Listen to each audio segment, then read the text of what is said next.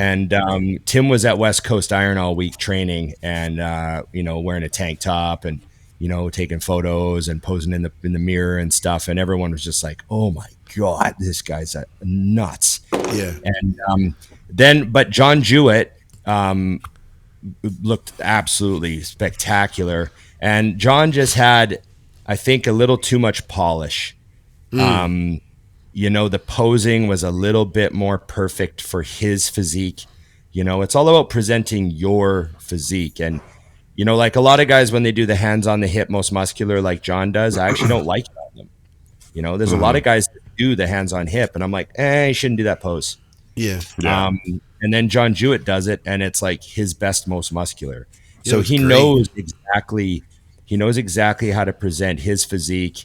He said he's 4 pounds lighter than Toronto. John would be the ultimate example of spreadsheet bodybuilding done right. Hey everybody, welcome to It's Just Bodybuilding. I'm Big Ron Partlow, and of course Dusty Hanshaw and the producer Scott McNally.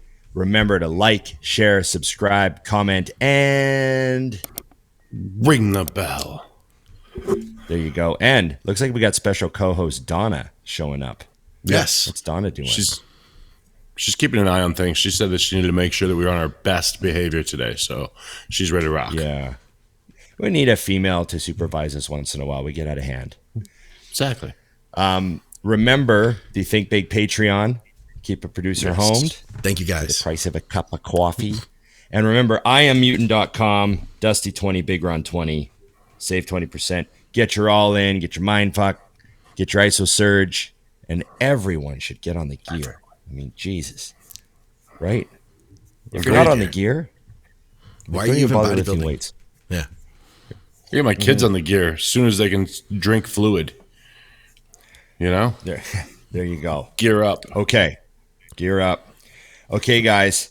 Our opening topic, 5 things you need to know if you want to be a bodybuilder. Is that what it is? Yes. We thought this would be very YouTube friendly, a good way to get into the show. But we also had a bunch of stuff about the Vancouver show too. So we're going to we should let them know, guys. We're going to talk about that. And if you don't care about the 5 things, you can just skip right to that in the timestamps. If you want timestamps are great. Mediocre coverage of the show, you came to the right place. Yeah. And now is the time to place your bets on who we're going to skip over by accident. Get your bets in before we start. Yes. Right. Okay. So 5 things you need to know as a bodybuilder. I'll start this off. So just so everyone knows, we haven't actually discussed this with one another. No, I haven't thought of it yet. I haven't even thought of it. We're just doing it. We thought it'd be better to do on the fly because then we can do the disclaimer that we didn't plan it. Because people are going to be like, you didn't mention this. And you didn't mention that. And if they think we put thought into it, then we look like we've missed stuff. But if they know we didn't put any thought into it, then we have... It gives us an out, Yeah. Hey, man, we're on the fly. We just didn't think. We did our best. We did our best at the moment. Okay. And we know what our best is. Okay. Not that good. Okay. So here's my first thing. Girls don't care and probably don't like it. Oh, that was mine. That's it. We're done. That's done. We're done. Can we count that as 2 then? Yeah. Okay. Mine is, if you sit down with your financial advisor, they will advise you not to do this. It's a terrible idea. I just saw the bodybuilding expense thing reminds me of a clip. It was a comedian, and he said, student loans, just think of it as you're the business. And if you think of a student loan as you're the business, it's a terrible business idea. So just imagine going to a bank and saying, I'd like to borrow $150,000, and then I'm going to get blackout drunk for 4 years. Right. And then I'm going to have a degree. They're going to give me a piece of paper afterward. You ready? Yeah. So it's not the best financial decision. So those are the first 2 so far. Girls don't care and super expensive. Is that what you're saying, Dusty? I'm going to qualify. Expensive and harder to get money back out of than people think.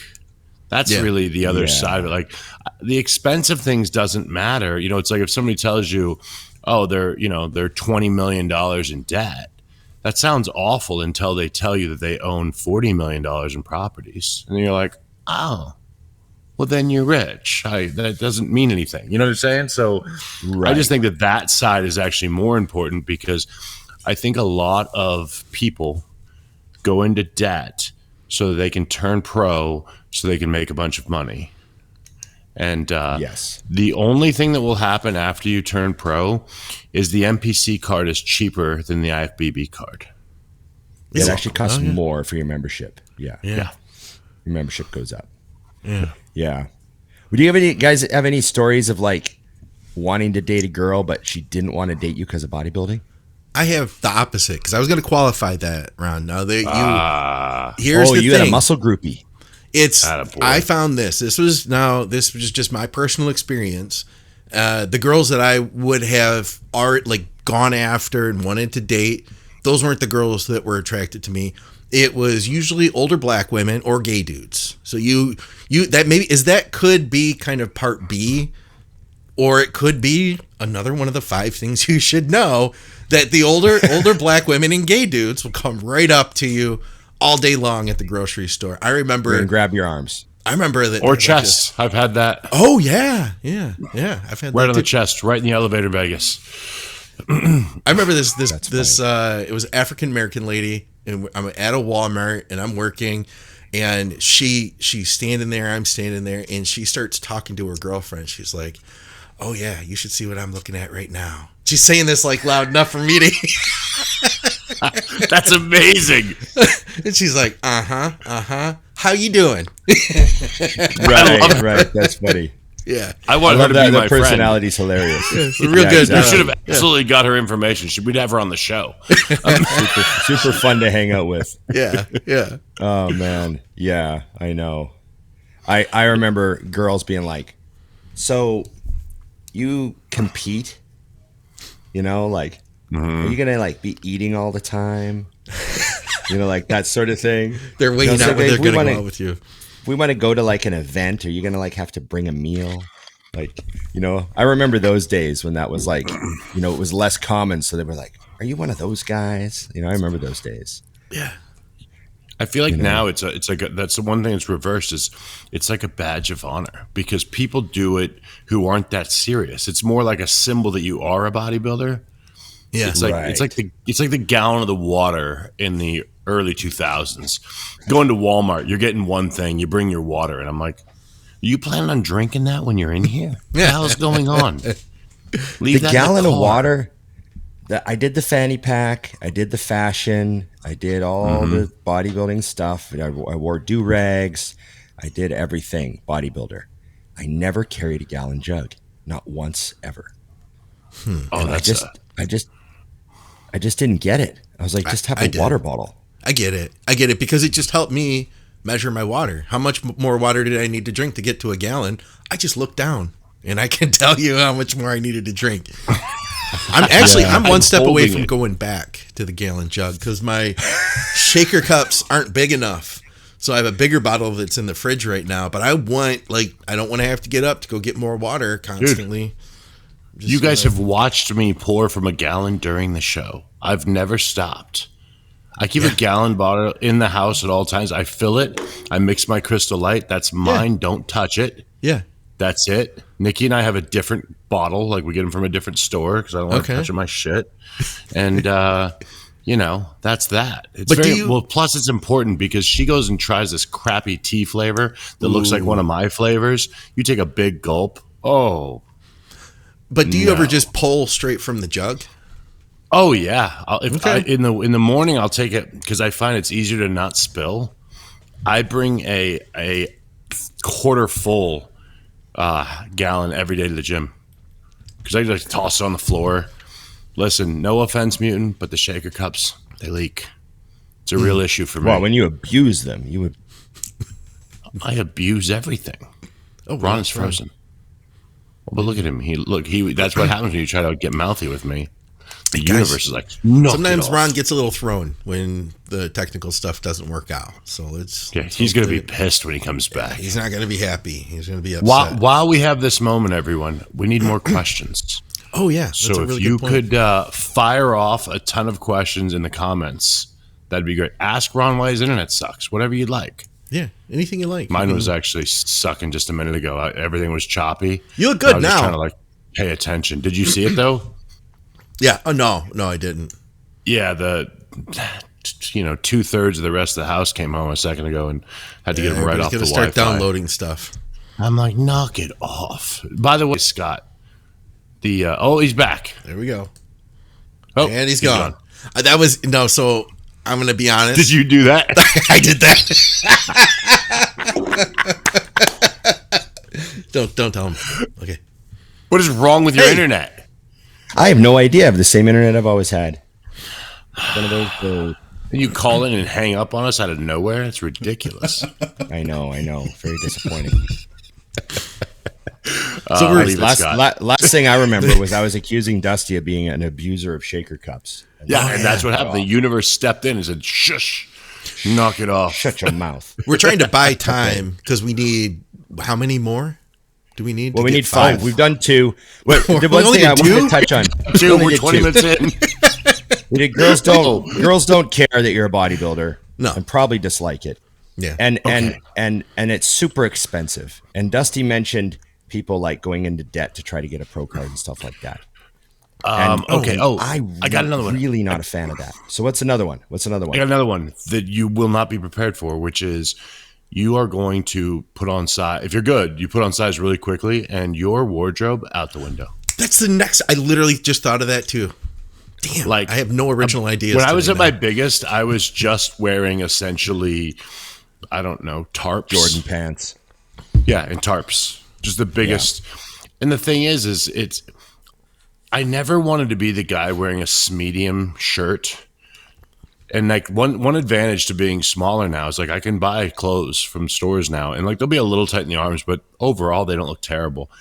Yeah, when you're 3 bills plus, yeah, it's a mess. You don't, or you were back to the expense side. Oh, you want to look nice? Cool. A suit is $2,000 minimum. Yeah. Because exactly. I remember when I had to buy my first suit, I went to a guy and I said, "Well, can't you alter it?" And he said, "Fabric can only do so much." Yeah, you can only cut so much out of a giant fat guy suit to make it look good. So the clothes is a big thing, and I never really cared because I've never really dressed nice. But now that I can dress semi-decent, it is fun to be like, oh, I'm going to buy a pair of pants. I mean, I was there to celebrate Ron's moment that we've already discussed when he got pants. He hasn't done that in 3 decades. Jeans off the rack. Went to a store and bought and had options. It's not like he got the only pair that fit. I got 2 pair that day. Unreal. I got 2 pair. It was amazing. And then also Gasp has this jean. It's sort of like a slimmer fit jean, for the physique guys, Yeah. I'm sure not everybody can get into it. Dusty probably can't wear the new Gasp jeans. They're probably too tight for him. But I got a pair and I was like, oh, I could wear these. These are made for more, fitness muscle dudes, not giant ridiculous monsters like their old baggy jeans were, right? Yeah. Yes. And so I ordered 1 pair of every color. Okay. So I got 5 pairs of jeans in my wardrobe now. I can't believe it. That was a lot of jeans.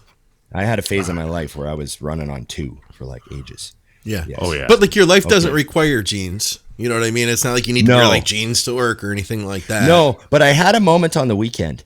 I went to the pro show yesterday and I wore jeans. Okay. And love it. I had my wallet, I had my cell phone, I had my car keys, and I had a pack of gum.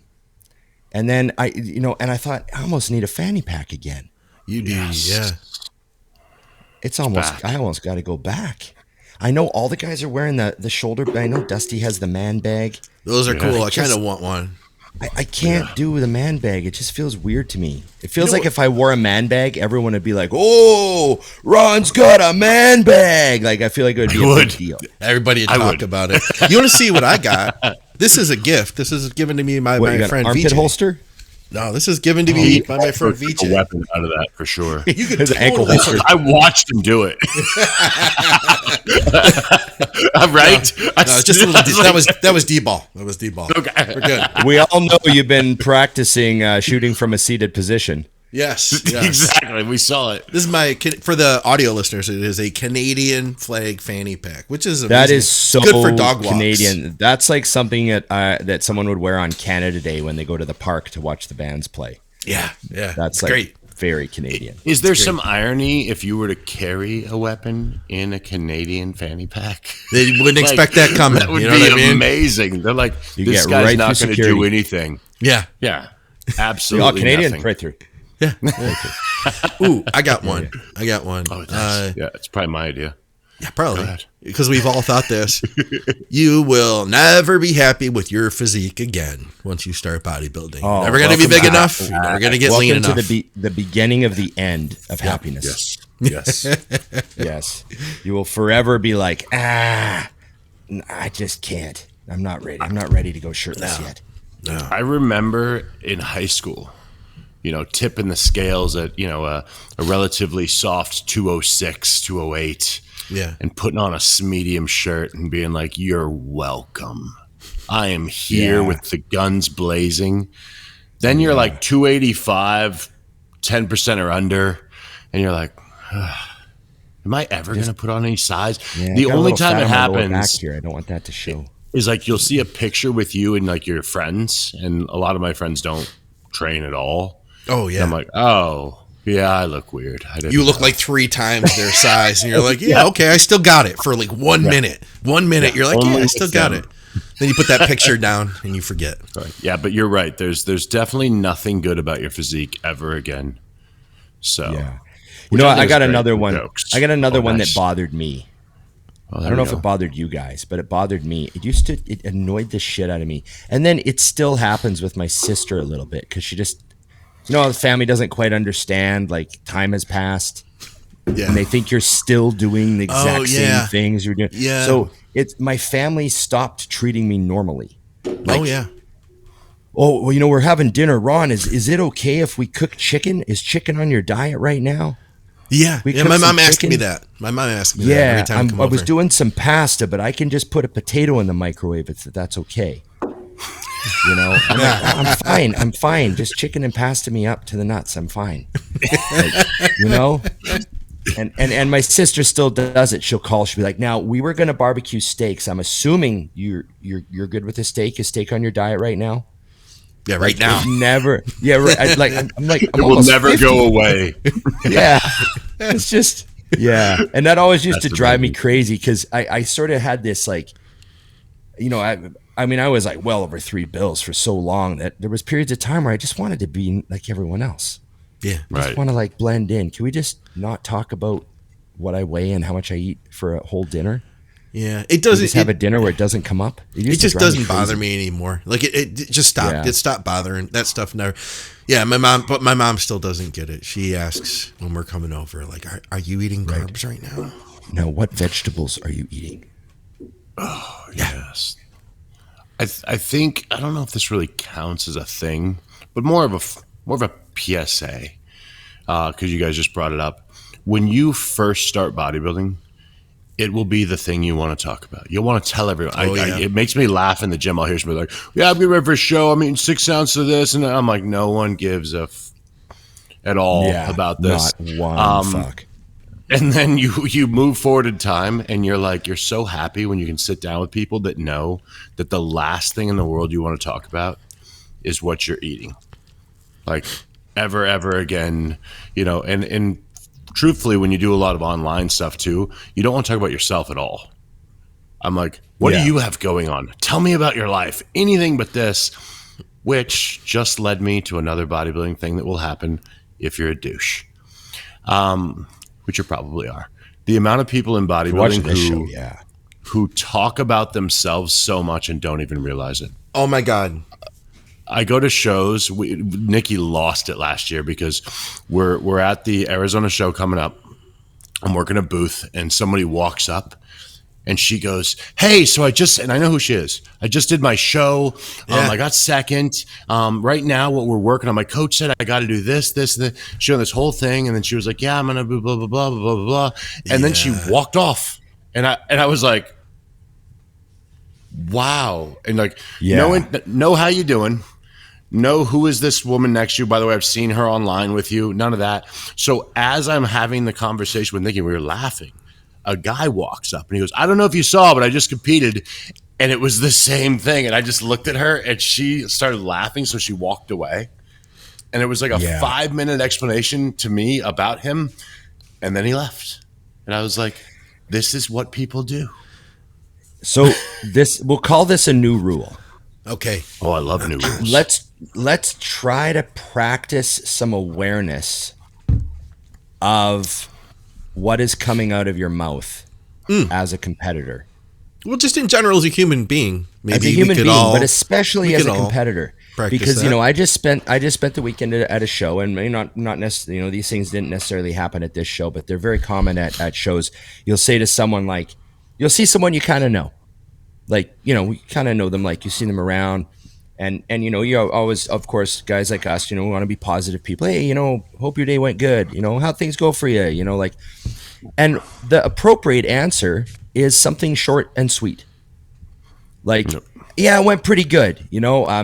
I got second call out, but I was pretty happy with how I looked, good to see you, Ron. Mm-hmm. That's an appropriate answer. Okay. An inappropriate answer is, well, I really got fucked by the judges. I mean, I really thought I should have been in the first call up, but I was second call up. And then they called that guy. You know that guy? I'm like, no, I don't know that guy. See his glutes compared to my glutes? Yeah, that guy's. And then my glutes were harder. But then, all year I was doing bent over rows, and I thought I brought my lower lats up, and then blah, blah, blah, blah, blah. And then we ate a bunch of carbs on Thursday, but it really wasn't. And you're like literally standing there with your car keys. You're going to get a bottle of water from your car, and you're like, I'm not absorbing any of this. This is like, and you know what I mean? Like, oh yeah. And so like the awareness of just like the vomiting of incredible amounts of information that aren't, they're not doing you any good too. Like, you know what I mean? And I think you should just try to be aware. You guys know exactly what I'm talking about, right? Oh, everyone's had that happen to them, and then they've probably done it also. And I think too, you know what? People look up to you guys a lot, and so in their defense, I'll say they probably want to make sure they're like, I want to make sure Ron knows what I'm doing. You know what I mean? So I'm 16 weeks out right now, and I've been dieting for 4 weeks right now, and I'm doing really good. I'm going to do this show, Ron. I hope that you'll come there, and I'll see you there, and I'll message you. I'll tag you. You know what I mean? But that was good because that was like 20 seconds. Oh yeah. Yeah, those things are okay. I think the other thing people forget is, it's a conversation. It's supposed to be like, if I can walk away, but you didn't know I walked away, like my Mirage stayed there and nothing happens to the conversation, then we're not having a conversation. Yeah. It's gotta be. And it's funny, but I actually learned this from a guy years ago.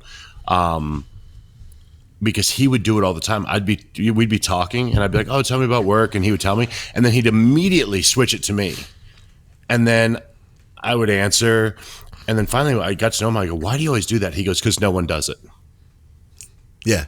He's like, and people really appreciate if you let them speak. And he's like, and I don't mind. My life's pretty, day to day, which is how I felt about bodybuilding. It's always the same. And it's amazing how people respond to it if they have something, because it is rather annoying in the other way. Because if I can, like I said, if I can walk away and nothing negative happens in this conversation. And also, don't do the fake, like, hey, how's your kids? And then as soon as they answer, go, anyways, so I'm like, oh, so that was the fake. It was a fake ask so you could get to the point. Like, so those things always make me laugh. And the reason bodybuilders do it the most, I will say that, because I think when you're new and young into this, you're really excited, which is, I love the excitement. I love that you're into it. But you do want to be mindful of the fact that you don't want to come off like you're the only thing in the world. Yeah. Yeah. And that's why, like if a younger guy does it, or you can tell they're just super excited to be at the show, it's not nearly as bothersome.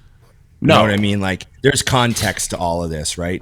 And then there's some people where that like from experience, like, oh, I've talked to this guy 5 times and I know he's going to complain about the judges. Yeah. Right. And it's like the first thing they go to, oh, they're judging today. And you're like, oh man, again, really?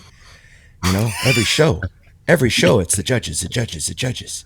And, you know, so that's the new rule. If you think the judges are terrible at every show you do, you need to reassess.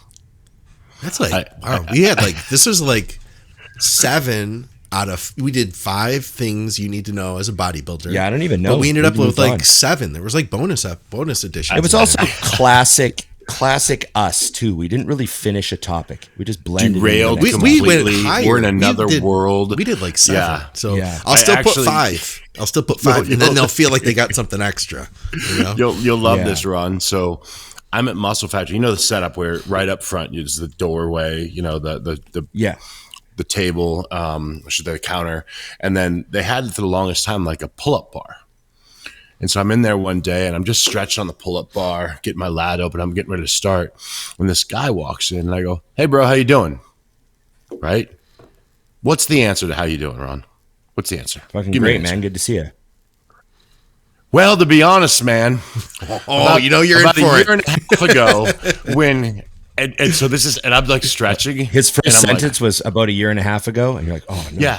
Yeah. So it starts rolling, and then I see Lance just shaking his head, and I'm like, and this goes on for like, oh no, it was the knee surgery. That time that we all didn't get to go to the gym. That time he brought that up, and how it's been affecting him now. This is 2 years later, so we're really stretching this out. And finally it ends because I was like, "Hey, I got to get started. Like this is like 7 minutes." So I'm like, I gotta go. And Lance walks over and he goes, "Hey, Dusty, don't ever ask him how he's doing. That always happens." Just say what's up. Like, or just say hello. I was like, that's not an actual question. No one actually cares how you're doing. Yeah, it's like saying hi. It's what it is. So I enjoyed. I will remember that for my entire life. Just I can see Lance shaking his head while it was happening. He's like, "You idiot. That's your fault, Dusty." So should we switch to the show? Yes. I don't know. We completely derailed. We could definitely miss some people now that our minds are all over the place. Ron was there, so there's that, right? Yeah, I was there. Are we going to talk about the Van Pro? You were there, and you had people coming out to train at the gym and stuff through the week too, right? How did that go? Yeah. So yeah, and today's actually crazy at the gym. I think right now, as I'm speaking, I think Tim Budesheim is there training, and I think he's training with Robin Strand. They were going to do legs today. Okay. And then Tim's flying to Chicago, so he wanted to get a leg workout in this morning before he heads to Chicago. Nice. And I think John Jewett might even be there right now because I talked to him yesterday, and he said they were going to try to get in today for a workout. No kidding. So I think the gym's really pumping right now. So that's awesome. But so I was at the show. Great show. The pro show wasn't huge. I think there were 10 guys. And but man, good group of guys came. The conditioning on everyone was really good, and it was a really good battle. I thought we'd bring up the top 3 if you want to show. We had Robin Strand was 3rd, and he's a good Canadian. He trains out at Pure Muscle in Toronto there. Okay, with that crew. Robin Strand. He was one of those guys I saw come up. He was like a really good Canadian junior. You know what I mean? He was one of those really good young juniors. And then he went on to put on a shit ton of size. And I think he was 4th in Toronto, and now he was 3rd here in Vancouver. So yeah, I think Robin's just over a couple of photos. All right. Well, I started with John. I'm going to make sure we don't miss John. All right. Because since he's the first picture that came up. Fade off. So Jewett and Tim Budesheim, I thought was a really great showdown for first place. Tim, a little more massive, a little more freaky. There's Robin there, Robin Strand. But Tim a little more freaky as far as kind of has that, I guess, because he's German, I sort of see he's got that Marcus Rule effect, He's yes. Biggest guy backstage and the craziest looking guy while he's pumping up, Yeah. And Tim was at West Coast Iron all week training, and wearing a tank top and taking photos and posing in the mirror and stuff. And everyone was just like, "Oh my God, this guy's nuts!" Yeah. And but John Jewett looked absolutely spectacular, and John just had, I think, a little too much polish. The posing was a little bit more perfect for his physique. It's all about presenting your physique. And, like a lot of guys, when they do the hands on the hip, most muscular, like John does, I actually don't like it on them. There's a lot of guys that do the hands on hip, and I'm like, you shouldn't do that pose. Yeah. And then John Jewett does it, and it's like his best, most muscular. So he knows exactly how to present his physique. He said he's 4 pounds lighter than Toronto. John would be the ultimate example of spreadsheet bodybuilding done right. Yeah, that's a good way to put it. As we joke about spreadsheet bodybuilding, but of course, John understands everything he's doing, and props to him for the improvements he's made in his physique. He really did deserve the win. Yeah, he looks freaking there's his incredible, back double there. Yeah, and I think they got Tim Budesheim's back doubles just over a few slides, I think. Oh, is it? Right, let's see. Yeah, I think maybe not. There was another post from Bodybuilders Without Borders that had Tim. The guys look great. Yeah, just go down a couple. There's Tim. There we go. So we see Tim Budesheim's back double. Da-doom. Yeah, there we go. There you go. Yeah, so like John Jewett just had a little bit more V taper with the waist being smaller. And but I mean, the muscularity and the condition was right on point with both of those guys. Just crazy. And then Robin Strand too. Like the top three really were great comparison. So good show. Robin. Yeah, Robin looked good, man. He was dialed right in. He's a big dude. Yeah. I don't know what Robin weighs. I didn't ask him, but he carries a shit ton of mass, and he fits right in there with Tim and John on stage. So he's kind of got that Jay Cutler face. Like the face isn't all sucked in, is it? You put him in some clothes, you wouldn't know he was as peeled as he is. He's got that all-American football head. You can just put any helmet on it, and he just, you know what I mean? Yeah. He looks like he's going to get drafted.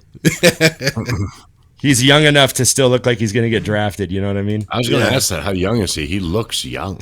Yeah, I mean, I'm not sure how old Robin is, but he was a great junior coming up. And then I wanted to talk about Classic for a second, because Classic was really impressive.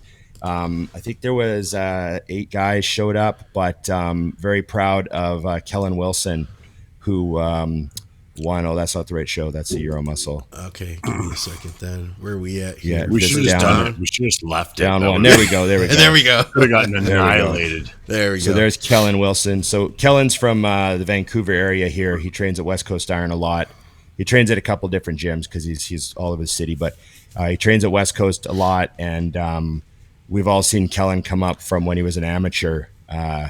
He was a lot. I mean, I think he weighs like 200, like around 200 pounds there. Okay. His classic cutoff, I think, is like 200 or something like that. Like he has to get down, and he just looks so much bigger than he weighs. And his conditioning was ridiculous, like as good as like gnarly conditioning. So he really was sharp as shit. And also he's with Mutant now. Mutant has him sponsored up, giving him product, nice, putting clothes on him, and he's into the family now. And so obviously Mutant's extremely happy to see Kellen qualify for the Olympia. So yeah, really happy to see Kellen, man. I remember when he got his pro card and everything, and now here he is. He got 7th in Vancouver a couple years ago at, like, I think it was his pro debut. Okay. So good to see, local guy going to the Olympia. Hell yeah. That's great, man. Good show all around. And I had a bunch of clients, and it went awesome. And yeah, just really happy with the weekend in general for how everybody looked. Nice. So, we got Chicago this weekend, and it's funny because, like, Tim's off to Chicago. He's just like right back off to Chicago. Like, these guys, man, they just don't quit. And then Kellen, even though he just qualified for the O, he's already got his flight booked to Chicago, so he's going to go anyways. It's a ballsy move. Keep doing it. Yeah, but he's like, or it's another paycheck. Yeah. Yeah. remember Tyler Johnson, he won 2 pro shows in a row just recently. So, to see him, he didn't have to go to that second one, but go anyways, wind up winning 2 in a row, so that's pretty awesome here. Do you guys know Tyler Johnson? So I don't know him, but I wanted to use this as a chance because this is something I get asked from clients all the time. How do you guys suggest that guys work on having a show a week apart, as far as eating after the show, putting your water back in? How do you guys handle that? I really think that you should have like a pretty decent sized meal. I mean, this is assuming you're in really great condition. Like if you nail the first show, I think you should eat a pretty high calorie meal, and then you should get back in the gym the next day and try to train hard for a few days again. Like not just like I know some guys think you got to fluff all week between shows, but I think that's a mistake. I think you want to generate some good workouts and move some weight again and push a bunch of fluid through your system, like gallons and gallons of water, and get everything flushing and try to like almost reset everything back to where you were the previous Wednesday. You know what I mean? Who's that Tyler, by the way? Yeah, Tyler's awesome, man. Really great bodybuilder. Get up there really quick. Yeah, he's incredible looking, man. Yeah, so he was out in Toronto as well, and then he moved out to BC here, and he's training at Truth Gym on Vancouver Island. Okay. And he happened to win 2 shows in a row. So, really crazy. He's doing classic, but he's got this crazy physique where it looks like he could do, I mean, I joked with him. I said, you could do classic, 212, or open. You look great. Like you can almost do any division. You know what I mean? Yeah. So he's 2-time winner now, off to the O, and really great to see. And also too, we got to give him props too. He's also with Mutant 2 now. So I mean, Jim picked up some really good local guys here just to try to support them in BC, and then 2 of them wound up qualifying for the O. Well, it worked out pretty good then, didn't it? Yeah, Sorry, so I cut you guys off. The only thing that changed was they signed with Mutant, and then they found themselves winning. That's all it took. Well, I wasn't. They got on the gear. That's what happened. That's what they got on the gear. That's what it is. I wonder why it didn't work for me. We didn't have gear yet. There it is. Yeah, gear was before. I would have been good, but they didn't have gear. I'm blaming it was that. after my time. I interrupted Dusty's question, though. Dusty, you were saying, and I don't know if you guys had anything else you wanted to add to that about getting ready for a show a week or so after. No, I wanted to see if you had anything to add to it, because I just think that it's good for people to hear the different, the variety of options, because Ron nailed something that I think is very important, which is, did you nail the first show as the first question? Yeah, I'd agree with that. And so Nick Vicolo. And how dieted out were you to do it? You know what I mean? Yeah. Yeah. Mm-hmm. He just did Universe, and so he had less than 2 weeks, like a week and a half until Masters Nationals. And son of a bitch, he's sitting like right at 195, which was like perfect. He competed at like 194 and 193, and I felt like we wanted to bring him in a little fuller, so he's been sitting at like 194, 195 all week long. And I'm looking at these pictures, and I'm like, we're not going to change anything. He did eat up. He up really heavy the night of the show because he needed it, and then after that, just went right back on plan. And wouldn't you know it, now he's 2 days out, and he wakes up and he's like 190. He was like 193 yesterday, so he started slipping. And I was like, all right, let's add a few more carbs in. And now he woke up today, he's like 190.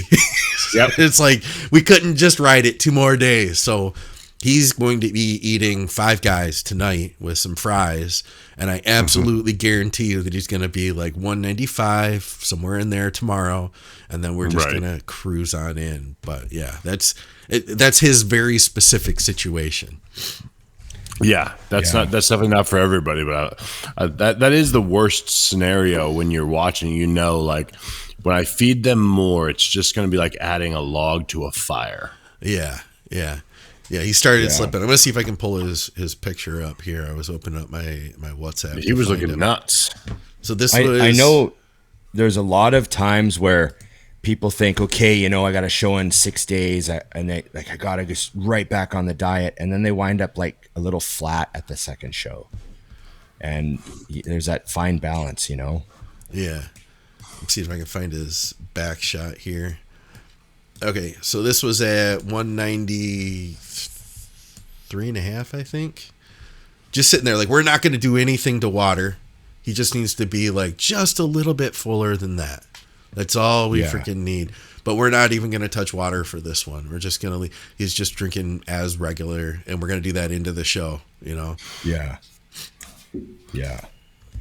Yeah, it's amazing. It's amazing how water's changed. That's one of the biggest things that's changed. The biggest thing that has changed is the strategy with water over the last, I'd say, even 5 years. You remember you started depleting your water on Wednesday before? It was like, all right, start tapering it down. Then for the enhanced people, it was like, all right, let's start the aldactone. All right, you know what I mean? It was a whole thing. I remember everyone used to use aldactone. It was drinking. Like a rule. It was like a rule you had to use aldactone. And I remember when I would use aldactone, I always felt like I suddenly had this problem I had to manage. I'm like, oh, well, now I feel kind of flat and my veins are smaller. So now I got to like manage that. What's going on here? But I got to keep the aldactone in because I don't want to hold water. And, like all these problems. And then I remember aldactone, like for the most part, just went away. Like everyone just really faded. Is not something you want to kind of be playing with. Everyone just realized it was kind of just causing a problem. Another thing they had to manage. Yep, I'm using it right now, actually, with one guy. I am. Yeah, and it's one of the very few people that I've used it with, but he's not quite as lean as we would want him, and he's holding some water that's been hard to get rid of, and obviously if we had more time to get leaner, we'd do that. Yeah. It's doing what we want, but we're keeping it like super, super minimal. And every morning we wake up, I'm just kind of like walking on eggshells with him for that very reason, because I'm waiting for it to go too far, but we can reverse it to, if we need to, because it's so mild. So one of the things about working with Aceto that I learned was how if you're going to use aldactone, like I remember coaches used to just be like 100 a day. Yeah. Like, and Aceto is literally like 12.5.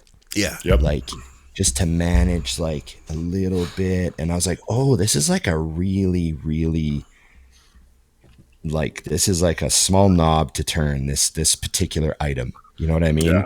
Yeah, for sure. And so I remember when Aceto would use it or if you're between shows or something, I remember there were some times where I was like, oh, this is how it works. It actually works. It can work if you're just really careful with it. Yeah, because they make like this guy, he has 100 milligram tabs. Yeah, they make 25s and 100s. Yeah. Aceto sent me a text. He had a guy who was in great shape and like great shape, like ready to go. Like this night before a show. Looks fantastic. Striated glutes, hard as nails. Right. And the guy sends him a text. Hey, should I use some Lasix? I just got some from a guy at the weigh-ins and I've never used it before.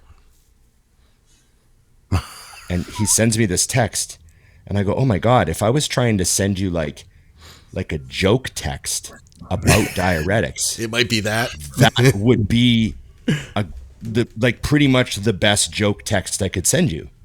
And he's like, I know it's like, we joked it was like something off Saturday Night Live. Yeah. He's like, just, hey, I just got some Lasix off a guy. And then he goes, what do I say to that? And I go, you should ask him if they're 20s or 40s.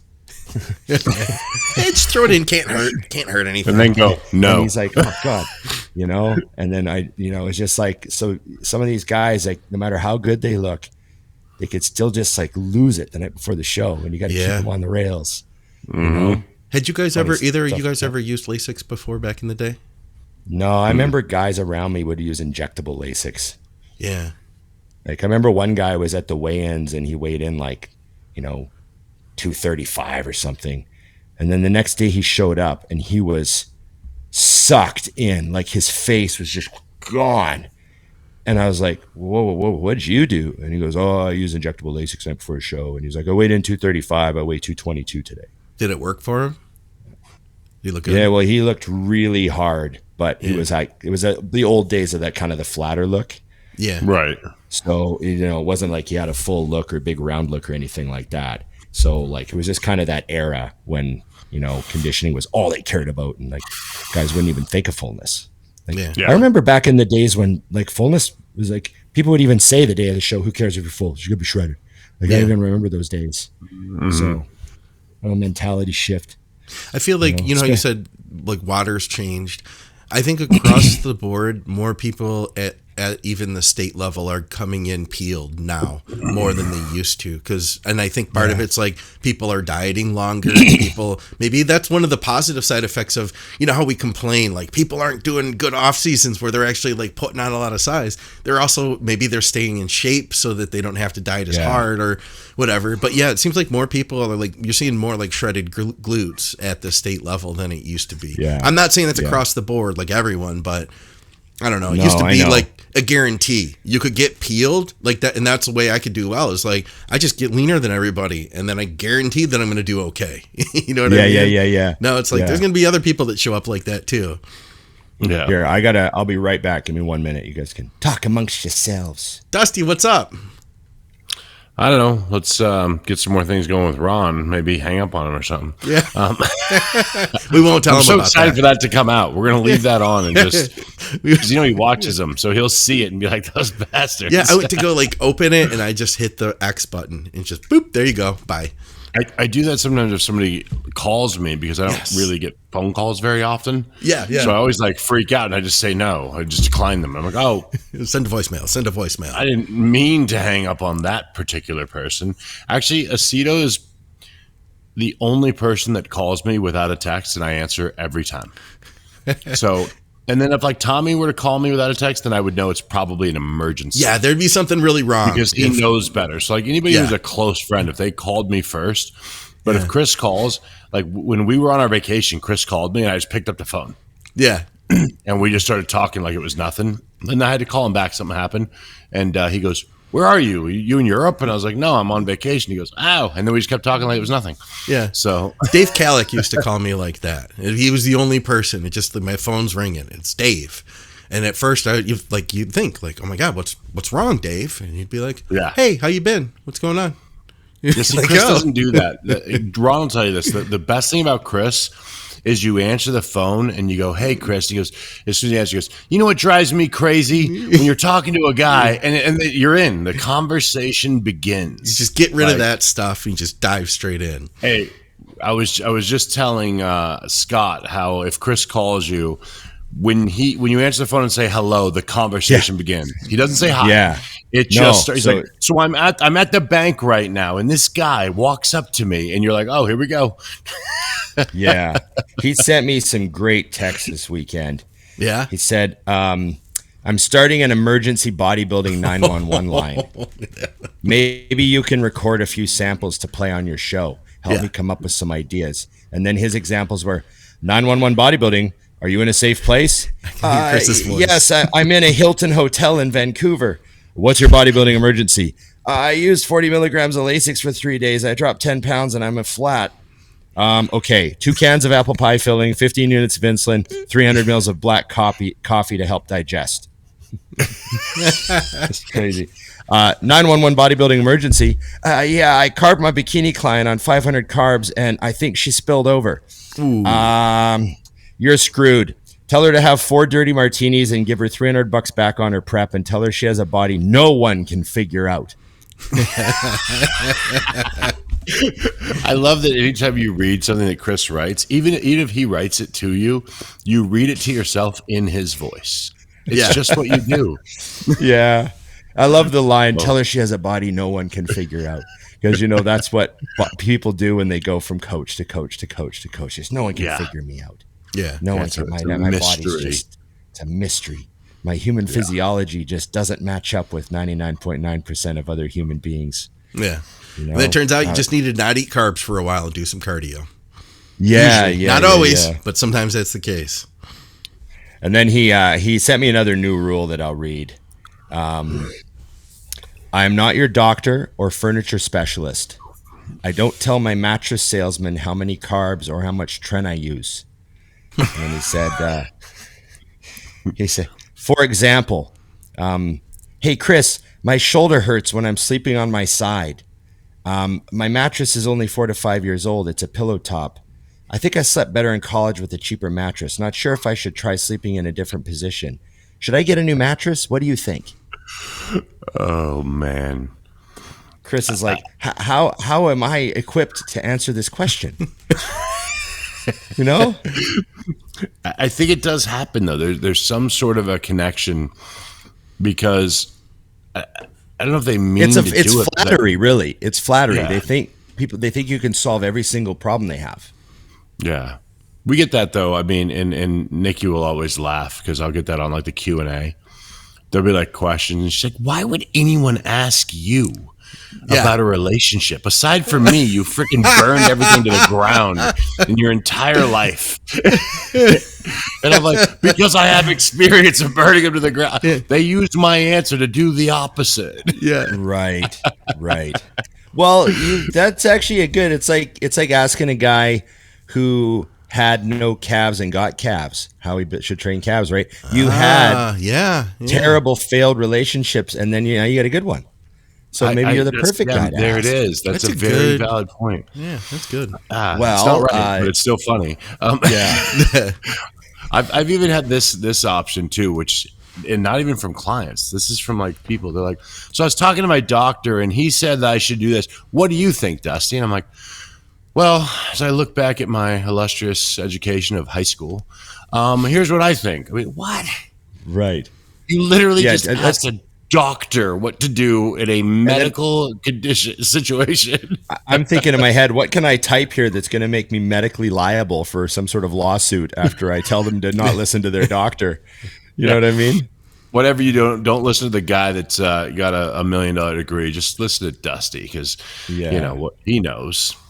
Hey, I got some listener questions. We do have a few. If you guys wanted to run through them, let's fire them off. I mean, we can. I got a couple. All day. You got a couple too? All right.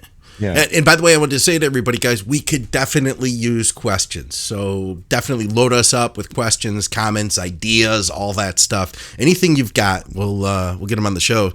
Casey had one from Patreon. Now, because it's from Patreon, it's extremely important. He says, question for It's Just Bodybuilding. Would you rather lose a limb or your penis?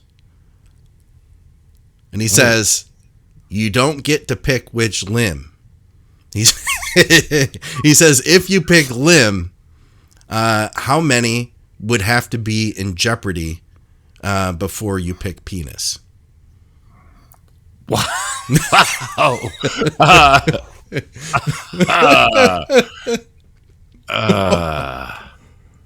God damn. That's a tough question.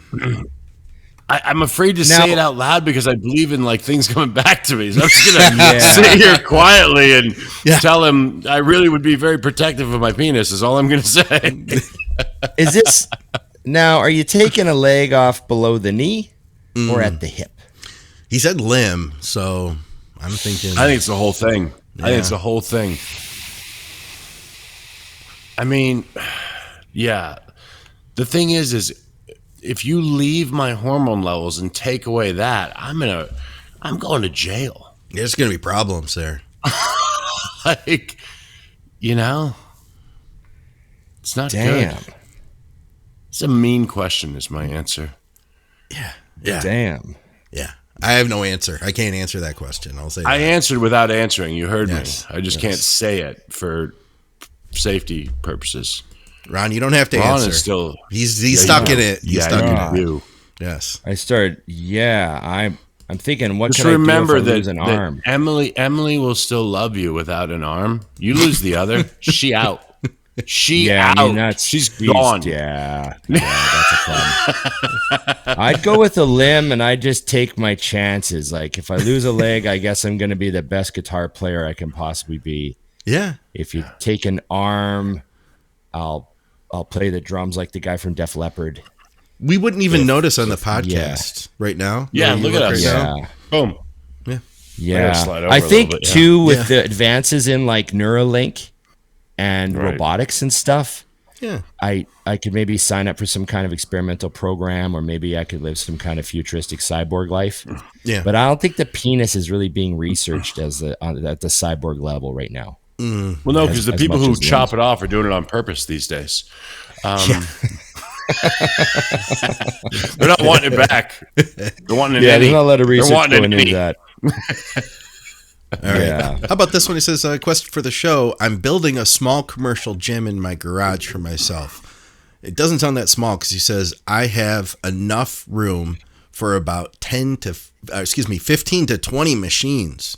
What should I prioritize and what should I leave out? Love the show.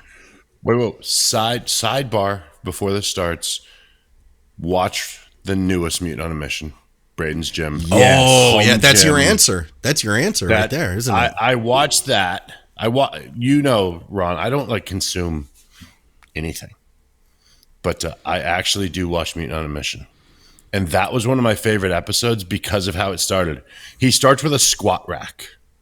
Okay. Then he is an addict to Mutant on a Mission and starts buying equipment because he's got this huge garage that he owns the home that used to be his parents' home. Yeah. So it had a big garage. His dad worked on cars and stuff.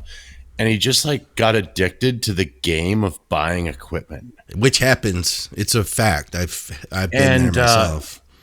He could have memberships to his home gym, literally. Yeah. There's nothing missing in that gym.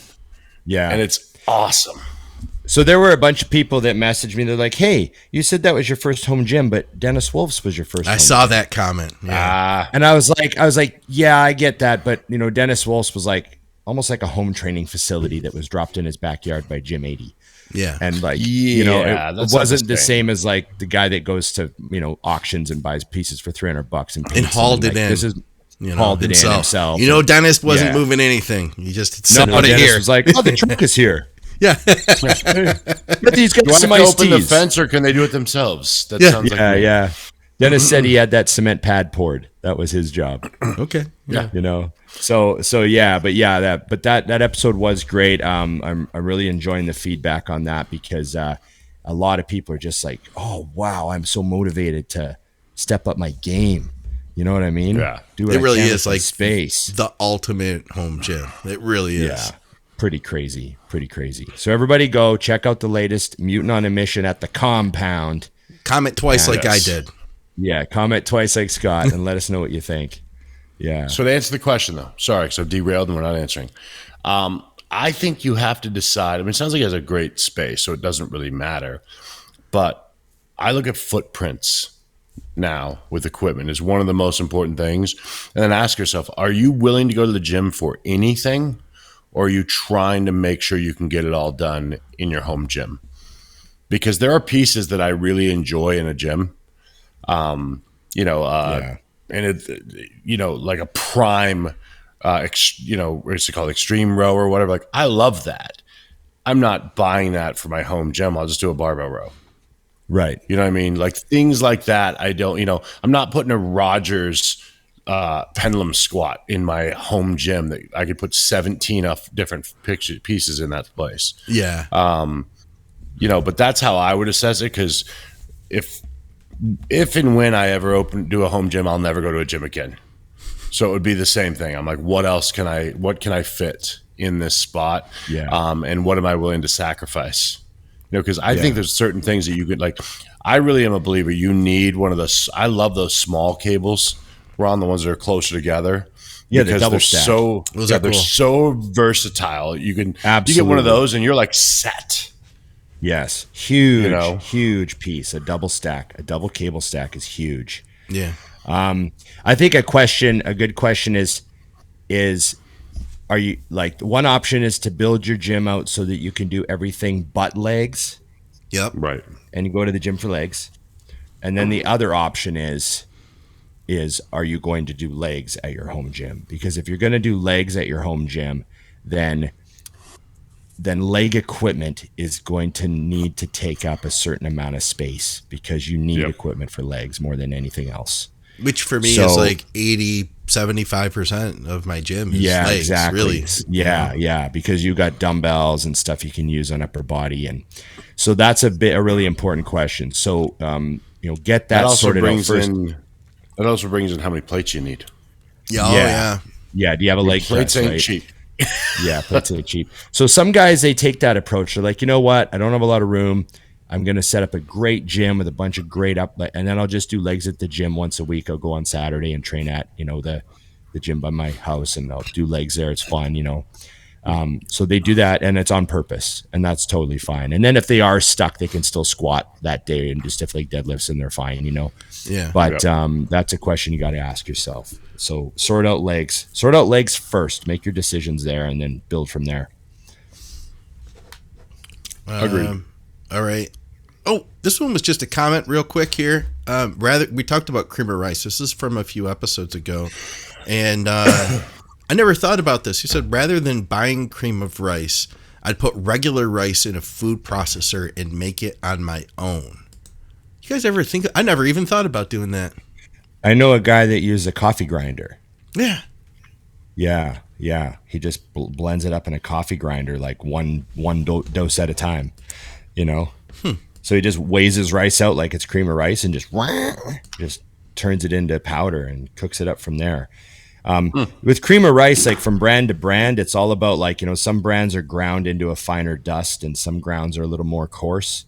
Yeah. So then you have to you get to know your microwave or whatever, you got your little perfect formula where you do, 47 seconds and stir, 47 seconds and stir, whatever your little perfect formula is.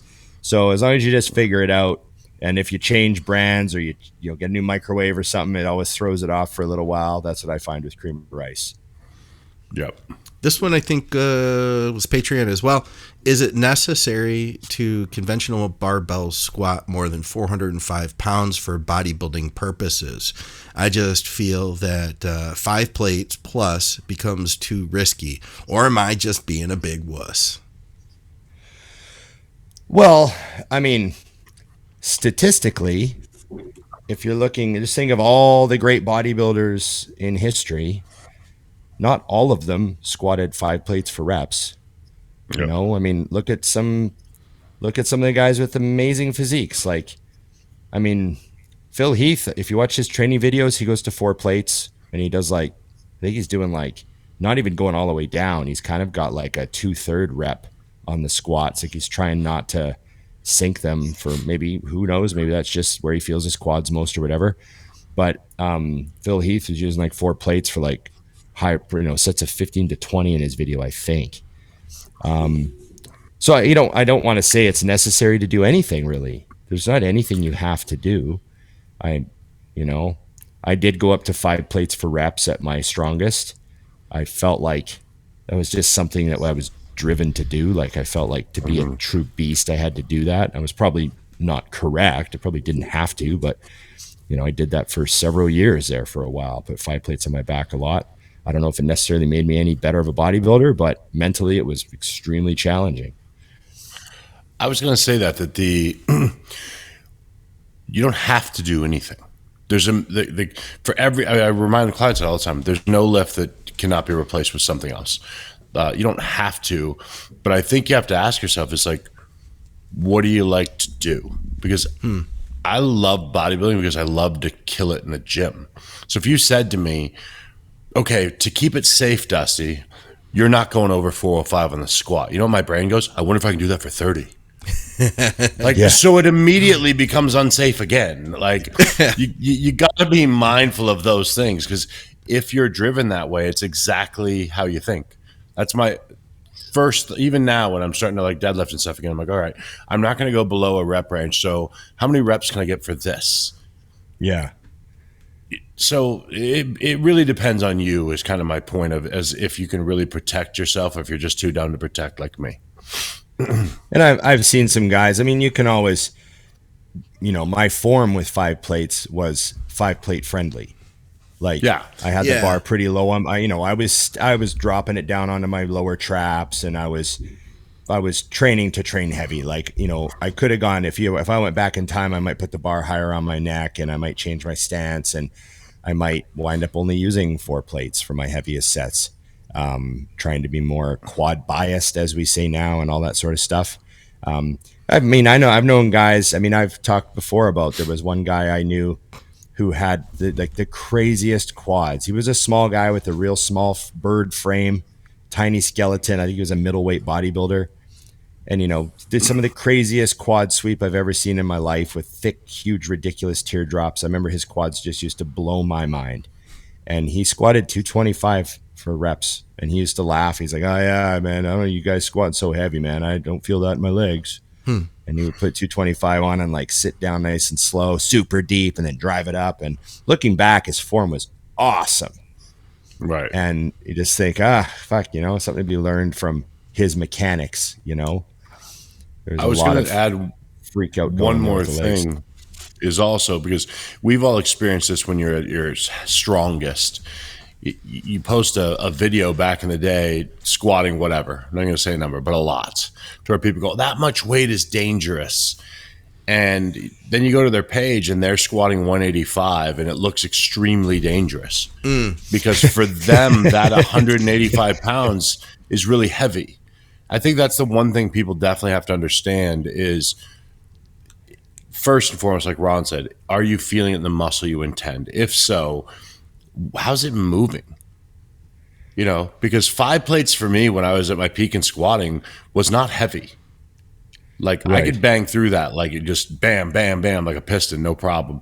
I had to get into 6+ to like really where it was like, all right, we got to get my mindset before I can step this back. And it was still going to be a 10 rep set, so you have to look at those things as possibilities too, because I think we like to put numbers on things, oh, that's dangerous. It's heavy. I'm like, I want to see what your back looks like when you're doing something before I decide what's dangerous. Yeah. I don't feel like Thor is in any danger deadlifting 1,000 pounds. I think that the bar is in danger. The bar is in danger. Yes. Okay. I got an off-topic question. Do we have time for some off-topic stuff? We got all the time you guys have. This was a good one. A guy, he asked me, what sport would you love to see live that you've never seen live before? And I think, well, I've been to NHL games, I've been to an NFL game, I've been to an NBA game, and I thought I sent you a video, Scott, on Instagram. If you want to pull that up. All right. Most people won't know what I'm talking about, but I remember when I used to watch Miami Vice back in the 80s. Yeah. They sometimes mentioned Highlight.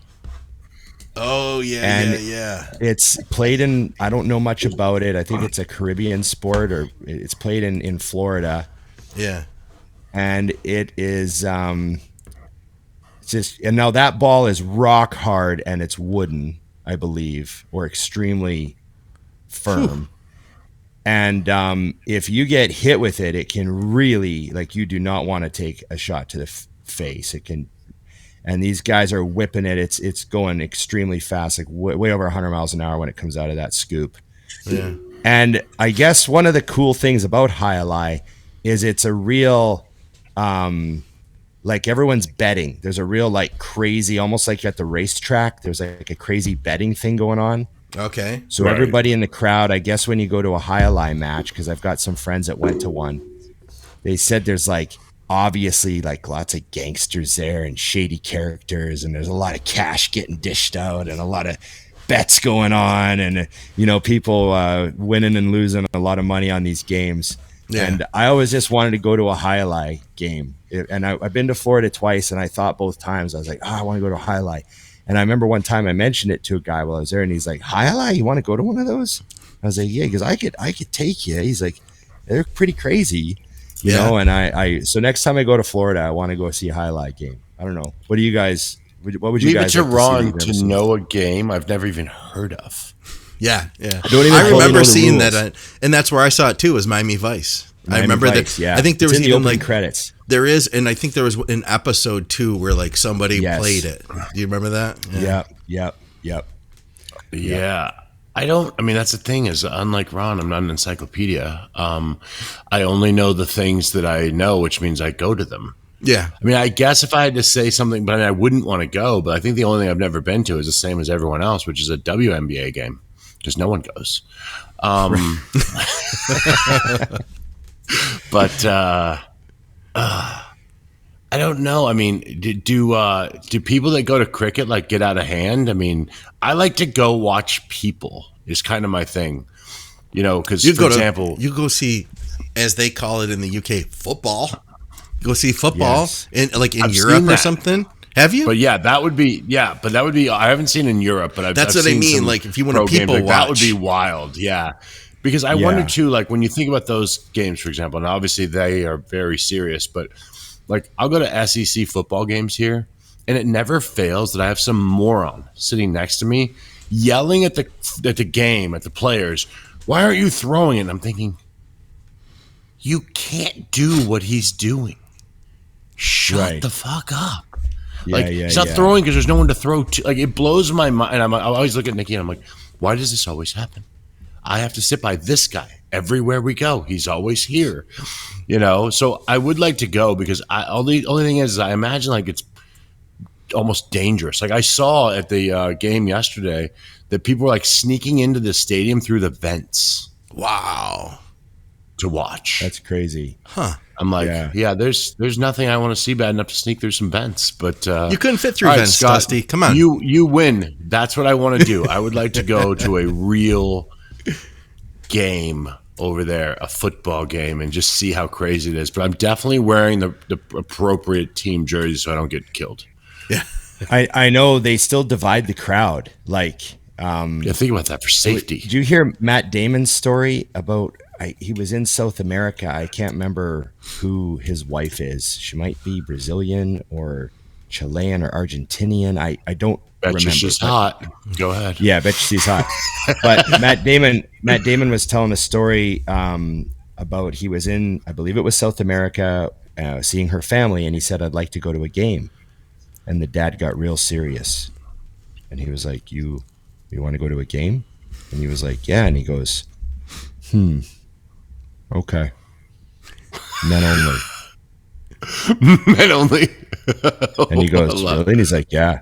He's like, "Yep, men only. I'll take you to a game, but it's just the men." And Matt Damon was like, "Oh."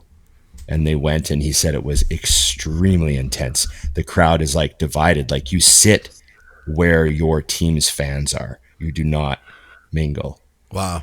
And so it's crazy. Like he said, it was a very intense situation. So I'd love to find that clip again because Matt was like, even the way Matt tells his story is like really, really good. He's a great storyteller. Yeah. But he said, he got real quiet. And then he looked at me and he said, "Okay, but just the men." So, I know there's a lot of examples. My friend went to a England versus Germany soccer game. And he said the crowd, they were literally singing like the British were singing this song, and then the Germans would sing a song, and then the British would sing back, and it was like they're still like talking about beating them in World War II. Like it just like this, like it just, it's so deep and like old school. Like you're just like, God, this feud is just never going to end. Like, yeah, I love that. So. Yeah, very hostile environments at those soccer games, which we hear about. And the whole hooligan culture in England, where everyone meets after the game and has a good throwdown. That whole thing, just something we don't have here. You don't see Blue Jays fans hooking up with Pittsburgh Pirates fans and scrapping in the streets after a regular season game. Just like not something that happens. It's got to be like a playoff or a Stanley Cup or something like that. Got to be like Game 7 final for cars to get flipped over. Yeah, definitely. That was a great one. Hey, I got some. I got a piece of useless trivia for Ron. Love useless trivia. Yeah, this is like because this is. I heard this today and I was like, that's a Ron thing. Ron would like to know this. I'm listening to a podcast about the Cuban Missile Crisis. Okay, and so back at that time, the spy planes that we had to they would fly at twice the altitude of a commercial airliner, and the air is so thin up there that it's hard to keep the plane that high in the sky. It doesn't want to stay suspended. Yeah, because it's so high up. So you have to be traveling fast enough to keep the plane up there, but not so fast that the plane rips apart. And that window was within a 7-mile-an-hour window. Oh, that sounds comfortable. If you go faster than that, your plane starts falling apart and ripping to pieces. If you aren't going fast enough, you fall, you crash. I thought that was absolutely crazy. Great. And I was like, I heard that and I was like, that's trivia Ron needs to file away, I think. I wonder what the altitude is. I don't know. I mean, it was. I think they did say it, but I couldn't remember. I have another piece of trivia for Ron while you look that up that a client sent me the other day, right around 4th of July. And so this is an interesting thing. He said, do you know why in Britain cancelled is spelled Cancelled, and in the US it's spelled Cancelled, one L. One L. Yeah. He said the reason is we handed him that other L in 1776. He sent me that I lost. Beautiful. I was like, Rod would love this. So we handed him that other L. This is just Google for you. It says commercial airlines are between 30 to 42,000 feet altitude, whereas spy plane altitude is 70,000. Oh, which is crazy. It's truly double. Look at this. This is just the random picture. This is the random picture that came with that. It's high. It's above the radar. That's why they're doing that. I'm sure nowadays they probably use more drones and stuff like that. You know. Yeah. Yeah, but dude, that's mind-boggling. I think when my first jump from skydiving was like just over 18,000 square feet, feet above the ground. To think of 30. Used to be 8,000. Did you jump from 8,000? No. It's 18. Oh, you jumped from 18. That seems really high. Wait. Yeah, you did skydiving. You never told us about skydiving before. I've never done it. You've never done skydiving? You have to do skydiving. No, there was an age I would have done it. Nowadays, there was an age I would have done it too, but now I'm past. I believe planes are functional and they're going to land. No. You have to do it. No. I'm good. It's so much fun. So listen, it's all you do. This is what people don't understand who've never done it. Like, have you bungee jumped before? No. Okay, Ron has done this. You know how Ron? It's just like bungee jumping is kind of like a roller coaster. Whereas when it hits, your stomach kind of gets a little whoof. Yeah. When the bungee goes down, just like when you get pulled down on a roller coaster. Skydiving, you're just kind of like falling. It's no big deal. Just like looking around. I had 48-second free fall the first time, and then they opened the chute, and that was really cool because the usual plane that they had at the place that I jumped all the time didn't go as high because it was a smaller plane, and you actually had to like climb out on the wing to jump, where this one you just fell out the door, which was also nice for my first trip because the whole like stepping out on the wing is a little intimidating. So you did it a lot. You did it multiple times. Yeah, well, because I wanted to be able to do it where I could jump by myself. And you had to do back then it was like 10 tandem jumps. Yeah. But I did 3 the first day because I loved it. Like I hit the ground. I was 15 and my parents had to come and like sign for me to go. Sure. And then I couldn't even drive there, I remember. And so as soon as we hit the ground, I looked at the guy, I'm like, how long would it take to go again? And he was like, next flight leaves in 15 minutes. I'm like, I want to do it again. And then we ran off and did it again. It was amazing. So wow. Jump out of a perfectly good airplane, gentlemen. It's a must. That's Ron, you sounds like you knew this. I didn't know this. We've done 200 and going on like 90 shows.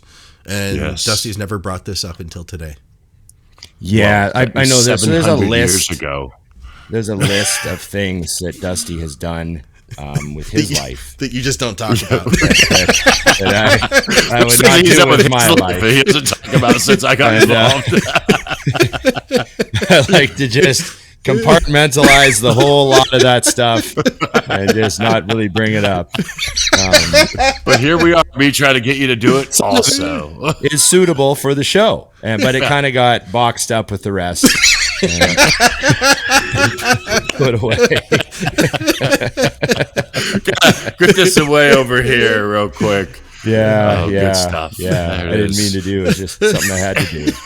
Something I had to do to survive being his friend. It's a very important part of our relationship there, this compartmentalization he does. Yeah. You did what? Put it in the box. How many times? Yeah. There it goes in the box. Yeah. Good stuff. That'll be our last episode. I have a friend who he woke up on his 40th birthday with his best friend, his best friends, and his wife dragging him out of bed and taking him for a surprise. And they drove him out to a plane, and they all got in the plane and jumped out. And he did not want to do it, but he felt absolutely peer pressured by the fact that it was a 40th birthday surprise. And he did it, and he hated every minute of it. Oh, really? And he survived it, and once he got to the ground, he said he spent like days not being mad about it because they were so like, we got you. And he's like, I can't be mad at these people. They love me. But he said he was so never do it again. Just was like, oh my God, I can't believe they forced me to do that. He said, he said he had to bottle that down, just stuff that down, not get mad at them because he knew that was out of love. But he said he was so pissed. He did not want to do it. They say like this was way back then, but I can remember the guy was explaining like the number of jumps he had done and that he had never had to pull a second chute. He said you can almost jam one of these into like a bag, imaginary bag, and like just pull the bag off and it would probably open. Like, and now obviously the point of that is we have two. So the odds of both of them not opening pretty low. But it was weird because I don't know. I mean, I guess one of those things when you're, that young, I didn't even think about that it wouldn't open. Yeah. No, I would have totally jump done out of an airplane. I wasn't given the opportunity, or I totally would have done it up until a certain point. The most intimidating thing back then was like, how many times will my dad pay for this while we're here? I'm pretty sure I wanted to do more than 3, but I'm sure he said, no, the bank of data is closed. Yeah. We'll take you up, kid. I would love to know what it costs now, by the way, because it was over $100 back then. Yeah. So I can't even imagine what it would cost to like jump now. I'm wondering. Very curious because we got to take Ron for his 50th birthday. Oh God, I would hate it. 300 maybe, something like that. Do you? Oh, see, it's more than double. It was definitely under 150 back then. Would Emily jump out of an airplane, Ron? Shit, we haven't talked about that for a long time. I don't think so. You don't think so? I think she'd be like, why? Why would we jump out of a perfectly good plane? This seems like our day could be spent doing something else. She climbs up a mountain and thinks that's a good idea. A helicopter, bro. I have a guy that does that too. He has all these pictures and he'll post them. And he's like, I climbed 764 hours to get to this. And I'm like, and I got the same view as you when you posted it. So I loved my helicopter. So if people say, what's your favorite touristy thing you've ever done? Yeah. And I say the helicopter tour of Oahu that Emily and I took. That would be cool. Hawaii. Yeah.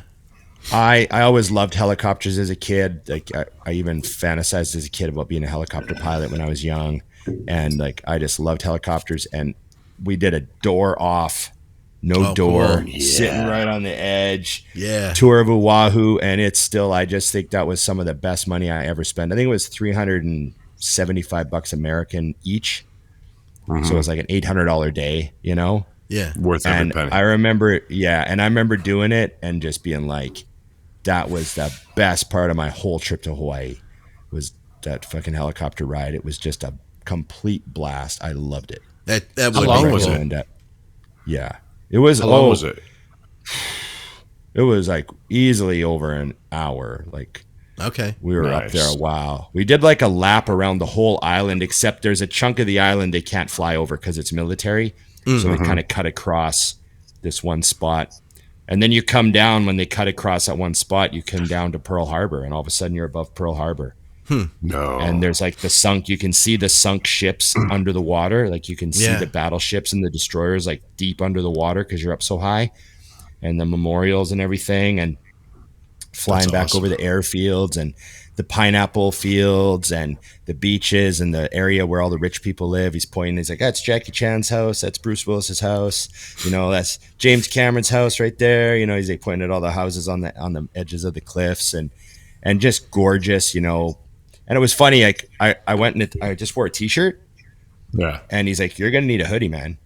Like there's a lot of wind up there. So like they made me put a hoodie on. They're like, everyone's going to need a hoodie. Like you guys showed up in your t-shirts. Like it's Hawaii, but it's not Hawaii up t-shirt there. Thing. Yeah.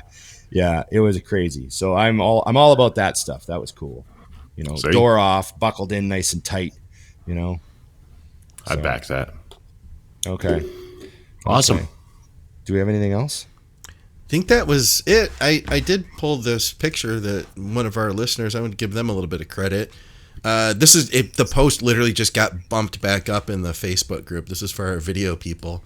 Which hairstyle do we think Dusty should bring back? He had the mohawk, he had the bleached mohawk, and then he had the bleached hair. He had all of that. Yes. That other one. I like C. That other one. C. That other one.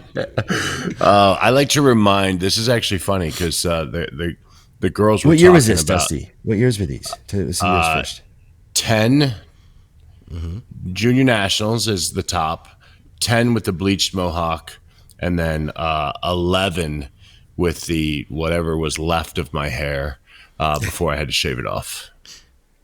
You went out with a bang, man. You went out with a bang. I've made every bad decision. You had a good widow's peak. Oh, dude. You had the widow's peak. The real vampire thing going on. Oh, dude. It was serious. Creature of the night.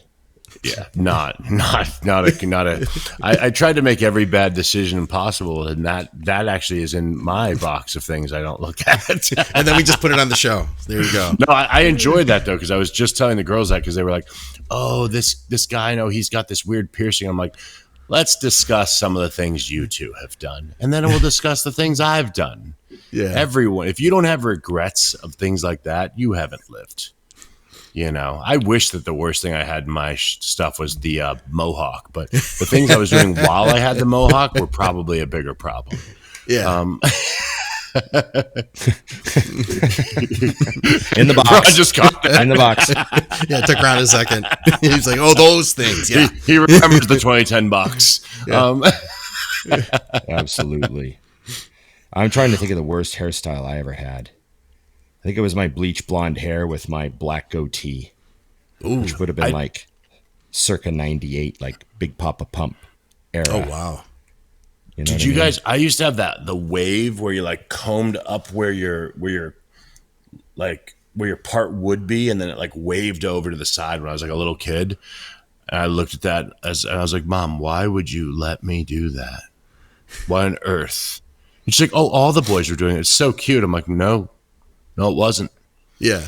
I don't think that the reason I wasn't getting laid at that age had anything to do with age. I think it was my haircut.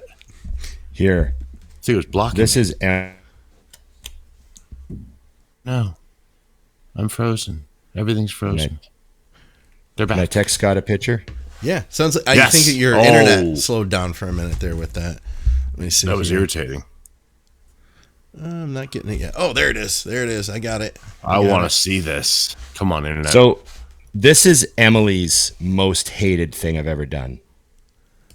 The chops, I thought was her least favorite thing. Yes, the chops. Was that like around? That's me and Kevin LeBron. When was that? What year was that? 15 or so? That would have been 2015, maybe. Yeah. I remember you then. I remember like following you at that time. Yeah, so I did those chops for FIBO. That's me and Levroni at FIBO. Levroni's that was when Levrone was kind of. Yeah, so he was kind of like, people were saying, I think Levrone's going to do a comeback because he's looking bigger, remember? Yeah. He trained for 2 weeks before this picture. Right. Yeah. So that's me and Kevin when he was on my Mutant show. So he was at the Mutant booth. We did a live. So I don't know what year that was. 2015, 16, I guess. But I remember I did those chops, and man, she hated them. That's funny. Like, she's never really cared, but she was like, those, I cannot stand those. She almost cut me off. Cock-blocked herself. Almost cock-blocked me. She almost shut me down. You know? If it wasn't for her own selfish needs, I would have had to go without. I didn't say without. Wait, what? We're back in 2010 again. My bad. Yeah. Barriers, Dusty. Okay. That it, boys? We're gonna wind that's good. that up. Is that good? I think we've derailed completely at this point. Okay. Sorry, everyone. I don't know what happened there. We were going to do the 5 things you need to know as a bodybuilder. we got here. And you got 7. I thought we really only did 4. I don't know. We're being too generous. Scott had 7. Yeah, we had 7. I think it was. I'm counting 7, but we're just going to put 5. That way, they that way we don't false advertise. Under deliver. Yeah. What is it? Under promise. That's what we're supposed to do. Yes. Which we never do. Okay. Thanks, everybody. Remember to like, share, subscribe, comment, and ring the bell. Yes, and remember, IamMutant.com, 20% off with Dusty20 and Big Ron 20. Love seeing that you're using the code and getting a deal on your ISO Surge, your All In, your Mindfuck, and of course, everyone should get on the gear. Remember, Think Big Bodybuilding, Patreon, keep your producer homed. Keep the shows running. Thank you. And I want to say special thanks to everyone I saw at the Van Pro weekend who said they watched the show, including especially the female listeners. I would name all of you, but my brain is fried. And there were several of you that came up and said they even made jokes like, I'm female listener number 72. Nice. And that sort of thing. And, and some of them were like literally just about to go on stage. Like, I remember this one woman, this one girl comes up to me. She's got her tan and her suit on, and she's like pumping up, and she's like, "Female listener," and I was like, "Oh my god, I don't want to bug you right now, but that's spectacular." So, just thanks to everyone that watches this show. We really appreciate it, and remember, it's just bodybuilding.